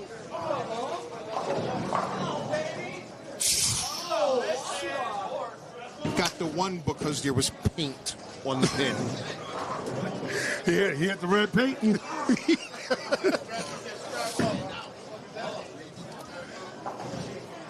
Thankfully, they use torpedo pins here at Walcott Lanes. Shout out to the torpedo pins. Better than your string pin. We got torpedoes. And we got a dirty uncle right here. Goodness. Sort of reminiscent of a bad Santa, but it's far from Christmas. Oh, jeez. And Paradise up. And Jay Howie had a request of Mr. Paradise. Say, you on camera, you better shoot something. Exactly. And we all know a dirty uncle has no problem shooting up the club. And let's see what's going on with Michelle. And she carries. Yeah, Michelle carries. And that's picking up for that open frame. That's right. In the second frame. Very good. And you know what? One thing also about your handicap bowlers, you keep the handicap bowlers happy and relaxed, they'll give you the world. They will. And Krychuk got that one out. Yeah, but stayed up with his arm. Yes, and I think what he saw earlier was that he was going to have to play a little bit of a belly to get the ball around. Because again, as I had stated earlier, with the synthetics and then the wood, you're going to need a little bit. You're going to get more friction now come Game 3 than you had earlier. Very good. Mike Kelly doing the same thing. It's almost like a fupa. Little belly goes a long way. Yeah, it does.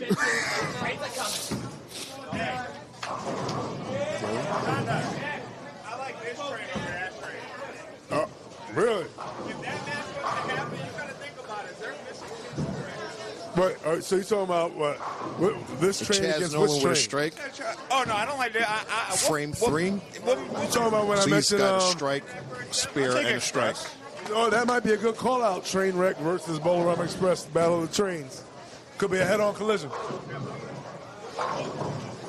You said we? You know it's more all day. Well, that was a good adjustment all day, and hopefully he wasn't all day to make that adjustment. But Maurice, he said, you know what? He said it doesn't matter. It would have mattered if he would have missed every single pin on that last spare. Oh, And even though we can't see it on camera, on a scratch pair, that big four could matter for them. Yes, it could. But you know what does matter? Paradise, that's your anchor spot. And Mike Paradise, 228 average, 55 years old, still throws it like a champ. Old school bowler. No throws. I don't have to swing the lane. All I got to do is hit pins, make them full, and make you frown.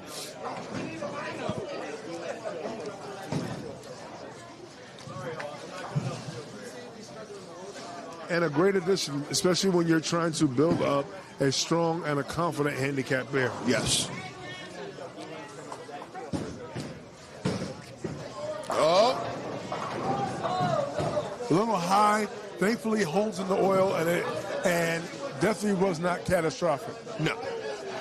That could have been bad. Yeah. He would have liked it to be a little more cataclysmic.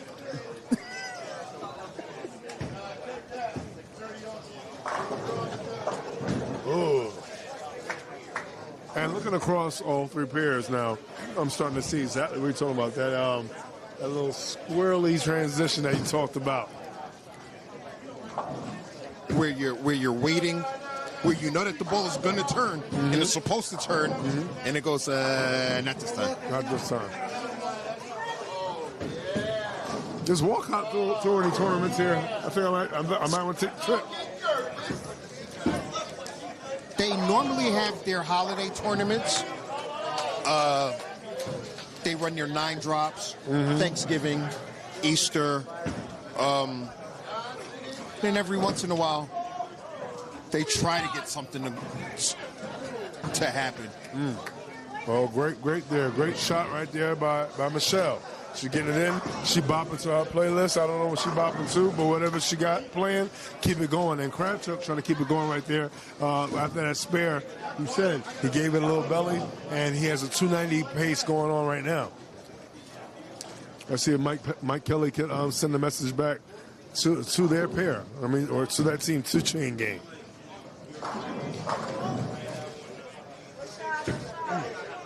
Tough 10-pin on that shot. Yeah. He threw it exactly where he wanted to. Oh, not all good shots get the best results. Let's go, baby! It's too quiet over here, Kurt. When did Connecticut get loud? They got loud because they knew that they were on camera, baby. Very good. And he kind of takes a little exhale on that 10-pin. Yes. I wouldn't have been worried about it. That's why you pack the plastic. And speaking of packing the plastic, we saw he didn't bowl down for any other spare. We're hoping that we see a 10-pin conversion over here. Over-unders on this, parlays. I say he's going to make it. I got a penny he makes it. When I go quiet is when I'm bored. That's exactly what happens. And let's see what happens here for Maurice. Mr. Tommaso. And he does not bowl down for it. He shows us that he can. Oh. Very good. Well, he likes the 10-bet, he likes the 3. So, let's see if Paradise can give us another pure shot.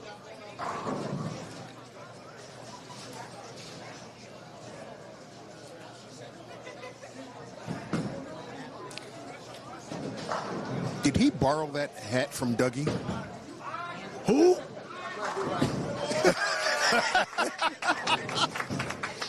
Great shot by Mark Paradise.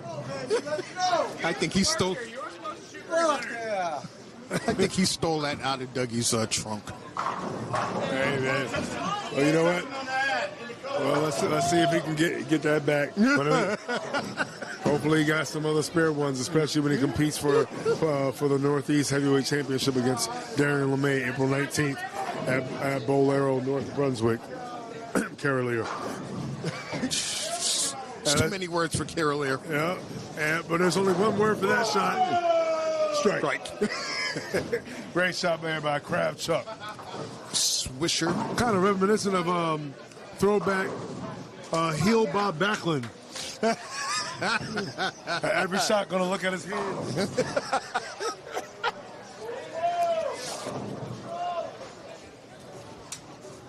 He might have start doing the lunge, the Bob Backlund lunge. That's why you average 245 right there, baby. And Paradise is in the sauce. That's right. And we got she mixing up the salad. She in the kitchen whipping it up.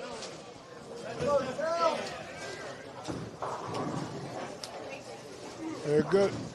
And Michelle got a story to tell. She got 3 in a row. And I always say, if your handicap bowler starts striking, you really have no reason to lose. Correct. You're only losing if you're too much in your own head. Or unless your other handicap bowler goes in the twirl. Oh, yeah. Down the bowl. Down the hole. But it doesn't look like Mike is going to be doing that. Mm-hmm. And energy is big. As long as the energy is right, you can sometimes blow the pocket all night. There you go. Look at the double pivot by Maurice Thomas. Now, Maurice, I saw you with the double pivot right there. That's right. He said hips. There you go.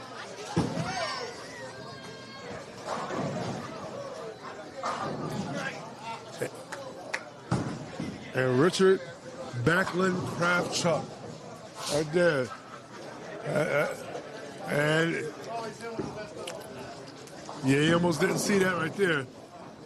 You definitely want to see him waste a shot and somebody getting in that crossface chicken wing. I'm telling you, man. That's throwback. That's 93 Backlund. I'm telling you right there. If he puts a towel around his neck, it's him. It's him. That means Backlund's bowling.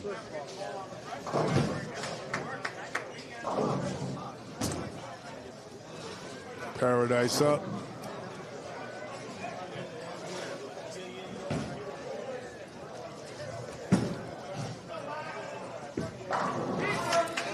And Mark starts walking it out.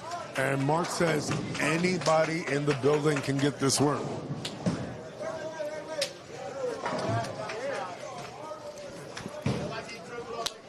One thing I always liked about Mark is that he doesn't want to just fight anyway. He'll look at the biggest dog in the building. He'll grab the leash and say, I'm going to take you for a walk. He don't care. Wow. Oh, I believe it was the pick your fish. I heard this. I thought it was a Ponce you picked up. Oh, Ponce, that's who it was. Yes, the Ponce. I heard the story. I actually watched. I watched it. He asked me after. He goes, "Why'd you pick me?" I said, "Because we're both scratch. I don't want to bowl against somebody with handicap." I said, "If I knock you out, I have a better chance of winning." I end up winning. Kraft check just struck again. Yeah, I like that's my for 5 in a row. Yeah, I like my percentage against him in Lodi too, but that's another story. But the story also is potential 290 for Kraft Chuck. Backlund. And what does Michelle have for us? She's working on a 3-bagger. She's looking comfortable with each shot. More comfortable with each shot. Stays down on it. That one, if you saw on her release, her foot kind of popped in. Yeah. It wasn't as set as the last 3 strikes that she threw before. Leaving it makeable yet missable. If not, if you don't believe it, ask Maurice Thomas. But to his credit, he definitely has gotten it back, and he's starting to blow the rack out a little bit. It is very easy to miss this a multitude of ways, but you could also make this many a way too. And that's the more conventional pickup. There you go. Of that spear. Indeed. And closed frames is the name of the game on all pairs, scratch as well as both handicaps. Right. Sorry, I got to be 247 to take your money too. Okay. A little bit of winner take all action I hear in the background.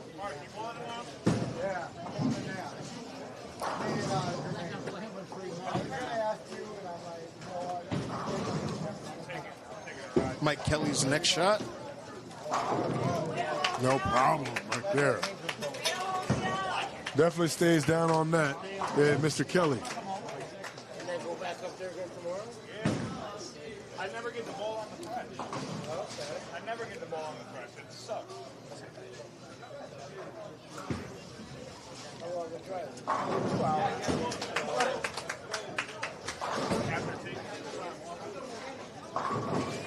Oh, getting a mix.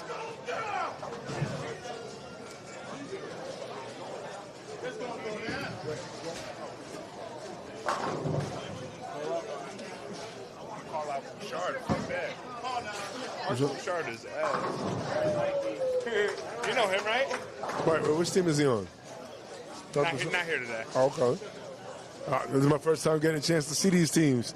That's why I got Jason out here giving us the skinny on all of us, and he gets a chance to watch Paradise. As he's done many times. Love Paradise. Yeah, come on. He on Team Dougie, you know that. I don't know if he's on Team Ponte. He don't want that. He don't want that.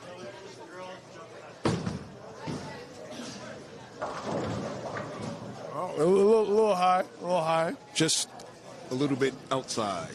Yep. Oh, I wasn't talking about the shot.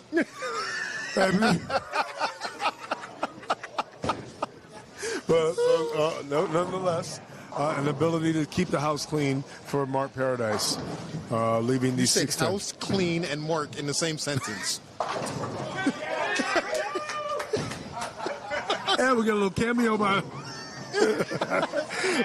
by Matty Brockett, all in the pocket.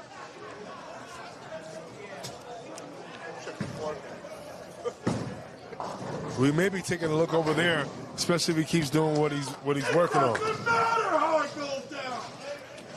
It does matter that it's going down more than y'all's, and he's going to make the spear. Yeah, all over it. Not shocking, even though he threw a venom shock down there.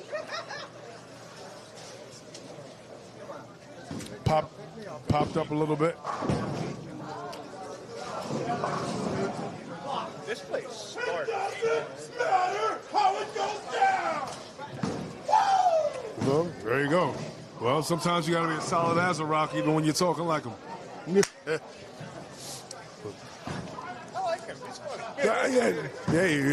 He's obviously the part of the link. He's the link of the chain. He holds it together. You need that out of the team. Oh, I said it. Kravchuk leaves an 8-pin. Tell us what happened on that shot right there, especially with him leaving that 8-pin. I saw it came up a little high. It came up a little bit high, and that's what's going to happen. He probably got it in. So pretty much Chuck, it checked up for Chuck. Yeah, it did. Kind of chicken winged. Yeah, there you go. There you go. There you go. Join the pun crew and join the close frames that he has across the game. Potential 269 finish. No, 279 finish, I believe.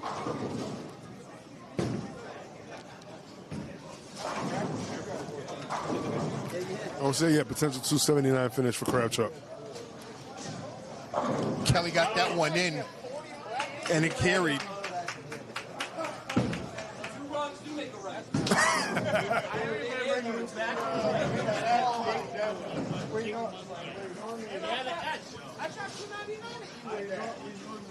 You remember that?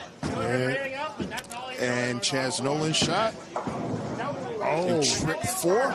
That's right. No backward, no split there. And he wipes the sweat off his brow after that shot. And now, the link. Let's see what the link is all about. Let's see if we can smell what the link is cooking, since it hasn't mattered how it's gone down for any other. Hopefully he doesn't hit rock bottom on this. Hopefully he doesn't chicken wing his people's elbow. And all kind of other stuff. And Paradise strikes. Yeah. Just trying to stay alive. looking like a little bit of a Cena gesture right there. He's saying that Chain Link can't see him. I see that. And 6. kind of reminds me of Carl Thomas. We wish he never threw that shot at all. We wish he never threw it at all. Because it did matter. It mattered. It did matter how they did not go down. Yeah, baby, let's go. And what also matters is that Matty Brockett, front 8 on the scratch pair, potentially will be taking a look at the finish of that.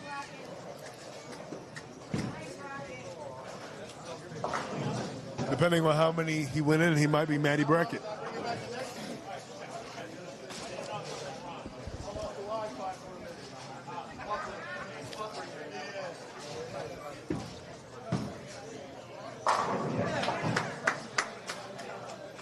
And when you're 241, you're expected to do things like that. Yes. Yep.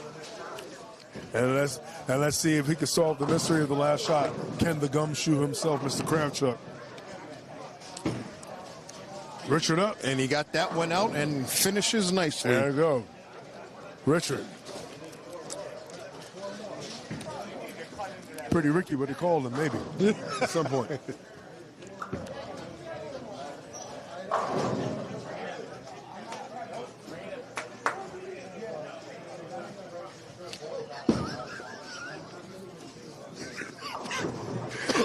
And Mixer right there avoids a 6 count.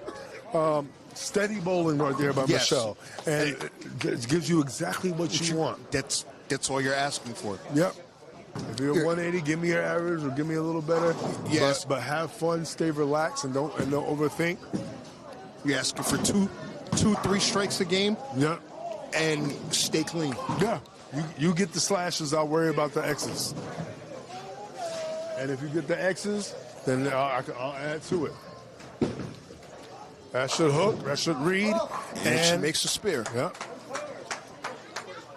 You know, there's always that fear of deflection whenever you have double wood in any situation. There you go. She's just trying to close frames at this point. That's all right. She's keeping the house clean. That's all that matters. And hold up for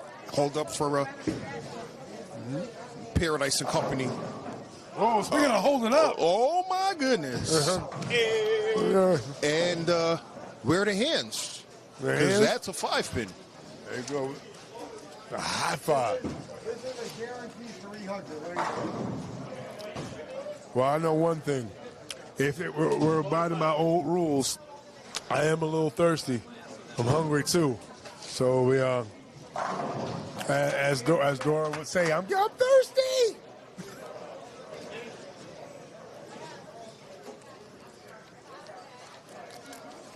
I don't know if it's more quiet for the front 9 or the 5-pin.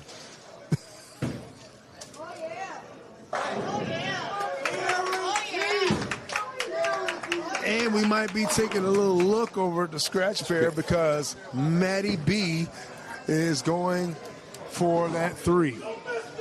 And he almost missed the 5. Yeah, he did. He did. You can flex all you want, bro. We don't miss those.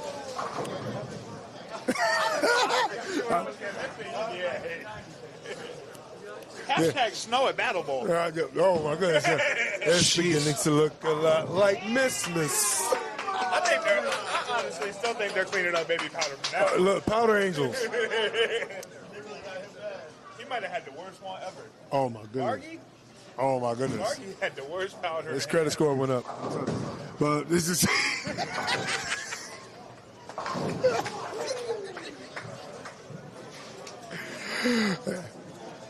there you go. Potential 259 finish for Paradise.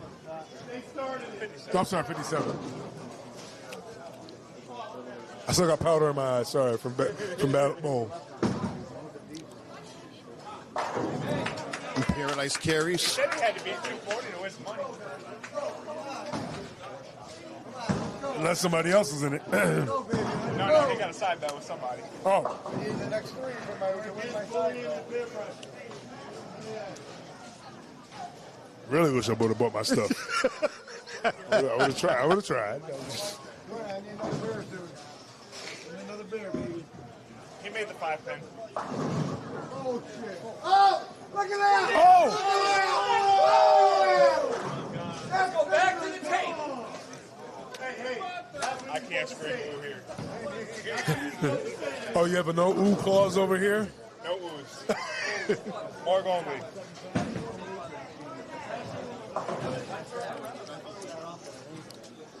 I feel like Crab Chuck is going to go strike all the way out. It's a great shot. In retrospect, ever since the first frame, he really hasn't missed. No. So he said it's because He focused in, and if he would have kept moving his hand like this about 5 times, Yeah. it'd have been Booker T. Yes.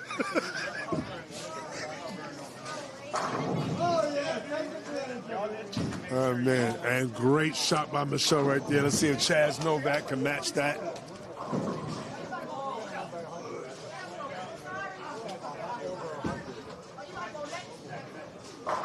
Great shot by Novak.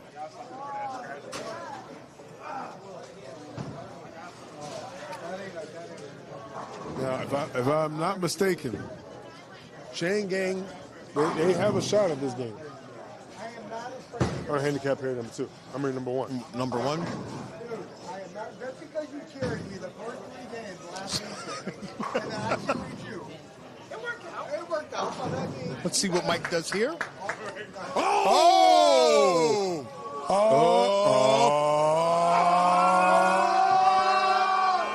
you suck! That's what I'm saying. Be quiet if you want to.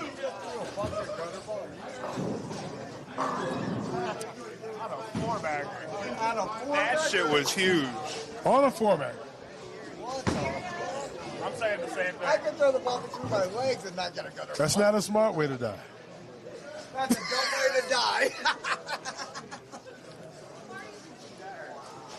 That was interesting. Well, let's see if we can make the spare. Wow, I'm shocked.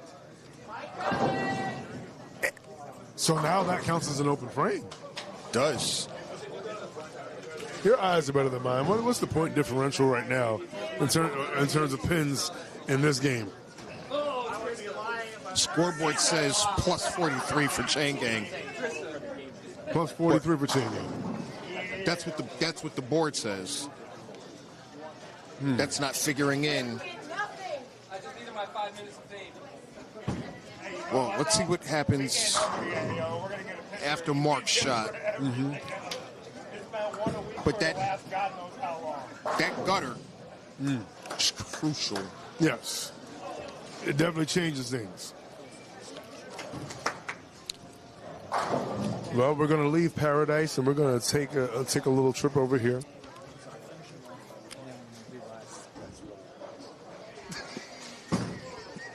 And Paradise. Oh, very good. Walks it out. All right. And we have a front 9 alert over here.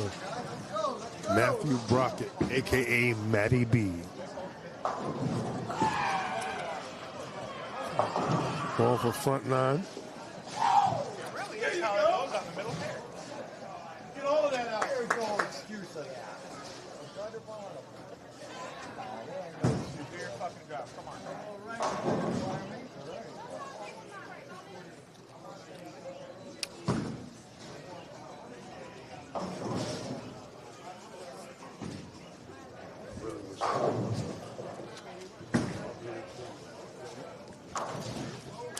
So Matthew Brockett, anchor on scratch pair number 1.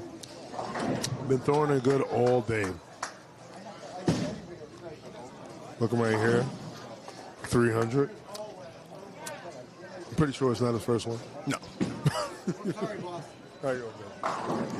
Especially when you average 241.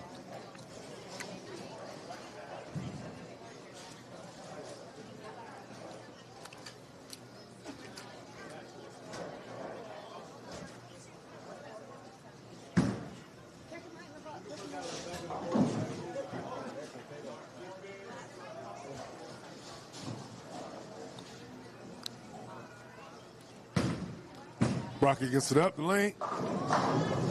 Oh, kicking out the 10 pin.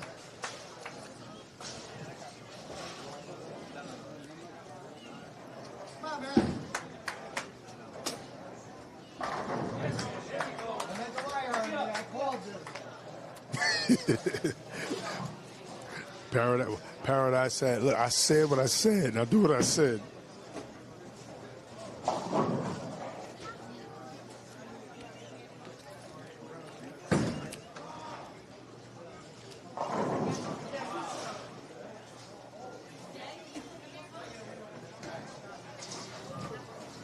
Like I said, Brockett's been doing it good all day long.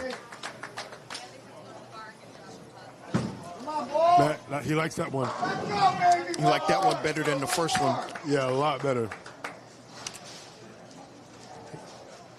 Yeah, he played it wide and safe on the first one. That one, he had a little more gusto. What up, Dandy?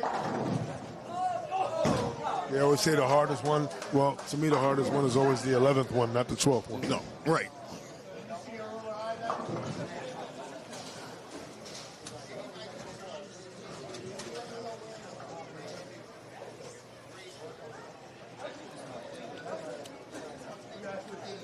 All right, front 11. Matty B, Bowl-O-Rama Express, Walcott Lanes. Let's see what we got here. And he got all of that one. Matty B throwing 3. What you said? What you said? I got 306 brain, and what do you do? Let's go. We are the team in the South. You said guaranteed? Guaranteed. That's why he's bowler of the year in NEBA. Oh, bowler of the year in NEBA. Yes. Matty B. Showing how to close the show. Game 3, Matty B throwing at 300. Beautiful. Matty's got a gun in his Guns N' Roses voice. And that is right there how you anchor a scratch pin. It is.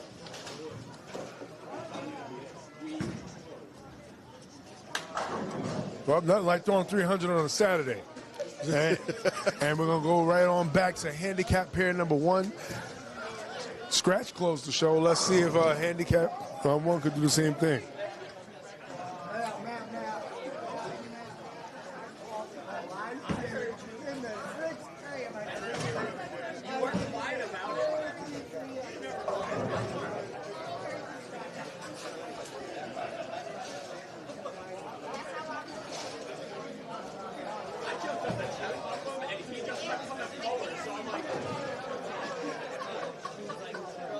And Chaz Novak converting his spare right there. Let's see if Mike Kelly, let's see what he can do. We saw what he did before.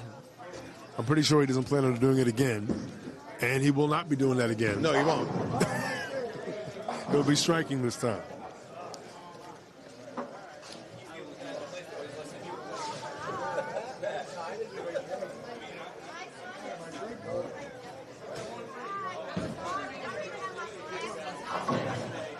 So now, I'm trusting Jason's eyes over here. So from this vantage point, does Chain Gang still have the advantage on handicap here, number 1?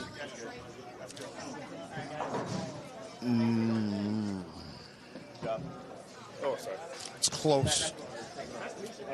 It's going to depend on what Maurice does.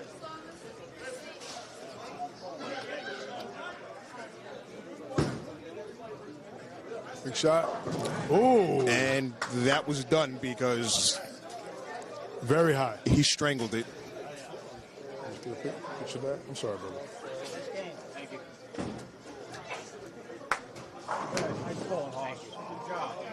I can shoot 300s in any other color. Camera hands, I can't shoot 300s. What were you throwing there? Were you throwing the physics? No, that was XL. Big ball, kind of make it go slow. I needed it to go slow. So every single frame does count. Now, that was a great finish by Matt Brockett. And it's looking like we can at least get 28 for Silver, not Silver Lane, but for Bowl-O-Rama Express, and that is not a good way to close out for Mark Paradise. That they may have handed this game over to two-chain game. Yeah.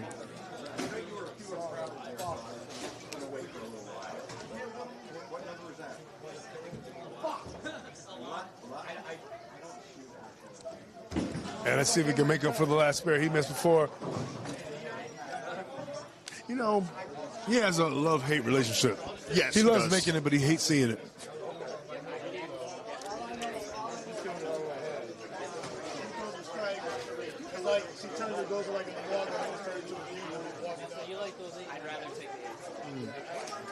So Maurice, so y'all won this game by 71, right? Yes. But the overall wood. Let's see what that is.